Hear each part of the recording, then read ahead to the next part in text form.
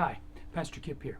You know, one of the most interesting and engaging personalities in modern Christianity is a man named C.S. Lewis.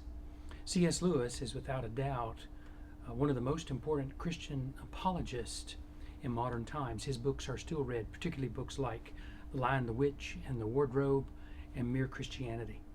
He has defended the Christian faith from an intellectual point of view, speaking about his deep devotion and his desire to follow Christ and to acknowledge the reality of God. I've encountered many people in the years of my ministry who struggled intellectually with faith, and it was C.S. Lewis that was able to open their mind to think in different ways. I think this is true because he was such an intelligent and considered to be such an academic authority before becoming a Christian. That's right, before. In his early days, Lewis was an atheist. From the time that he was a small boy, his mother had passed away and his father struggled to raise him. And in that particular English culture, he sent his son off to boarding school. And he was supposed to be at a Christian boarding school, but the schoolmaster was very abusive, secretly so. And when boys like Lewis would tell about the abuse they endured, it was kind of dismissed out of hand. It was a different day and a different time. And because of the abuse Lewis suffered as a boy, he said to himself, if this is what being a Christian is about, or if this is what it means to believe in God, I want no part of it. Lewis would practice his atheism and materialism for a long time. He would go on to earn many degrees, and as a man, a grown man, he would teach medieval and Renaissance literature at Oxford University, and also later at Cambridge University at Magdalen College. It was while he was teaching in the academic world, and really religion wasn't even on his radar screen, as we say, he developed a friendship with another colleague, a man by the name of J.R.R. Tolkien. Tolkien is as widely known, if not more so, than Lewis in literary circles. He's the author of the famous The Lord of the Rings and the book called The Hobbit. Tolkien, while a developer of fantasy material, as we now call it, was also a man of deep faith, deep Christian faith. And he invited Lewis to join him and some other friends at a Bible study. Lewis couldn't believe that Tolkien was a believer in God, was a practicing Christian. This kind of rocked his world because at that point in Lewis's life, he thought religion was a crutch, and the intellectual and the smart and the intelligent didn't need religion. But Tolkien shattered all of those stereotypes. At first, Lewis was hesitant. He continued to go to this group and he continued to talk about religious things with Tolkien and others in this group.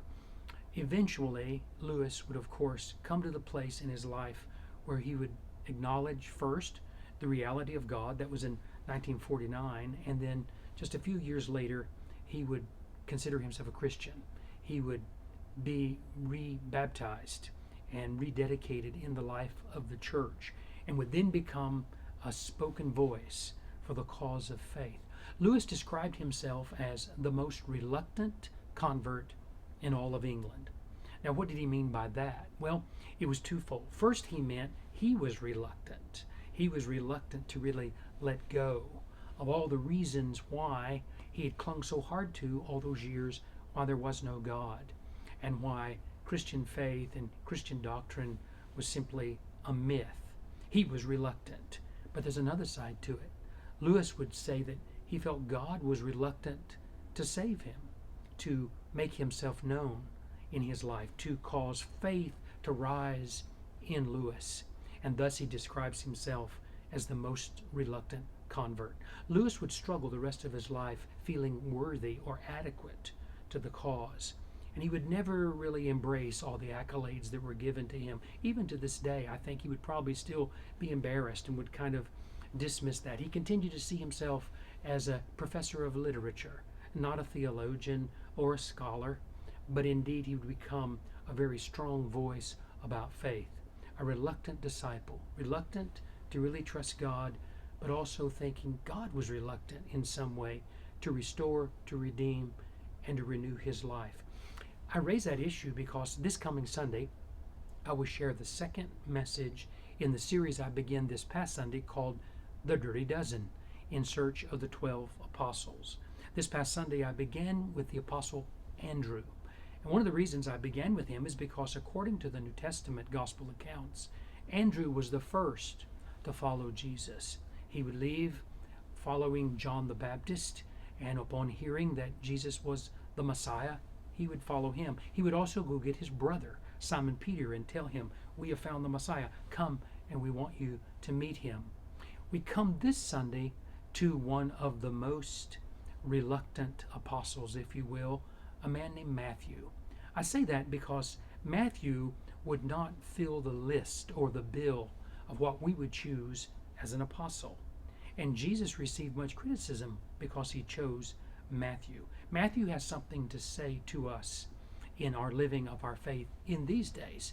Even though chosen almost 2,000 years ago, still his legacy can challenge us when we kind of pull back sometimes from really letting ourselves go and trusting God. Or maybe we feel that God would be reluctant to really save us, to redeem us, to be at work in our lives. Matthew was probably on the outskirts, on the fringes of society when Jesus chose him. And he was always linked with tax collectors and sinners. And yet Jesus chose him as an apostle. One of the challenges the apostles give to each of us is that as we learn about their life and we learn about how they died, a martyr's death, and how they faithfully carried on the message of the good news of the gospel of Jesus Christ, they're like mirrors where we can see our own selves. And in Matthew, we can see our own reluctance. And yet, just like C.S. Lewis, God reaches into that void and draws out the power of faith. He wants to do that in your life. He wants to do that in my life. And this Sunday, as we take a little closer look at the apostle known as Matthew and the gospel in the New Testament that bears his name, my hope is that we will begin to see that all that God did through his providential work in the life of C.S. Lewis, and all that God did in the providential work through Jesus Christ in the life of Matthew the apostle, so he wants to do in your life and mine. Bring a friend and a family member. Join me for worship at 11 o'clock this coming Sunday in the sanctuary as we continue our odyssey with the Dirty Dozen. I look forward to seeing you there. God bless you.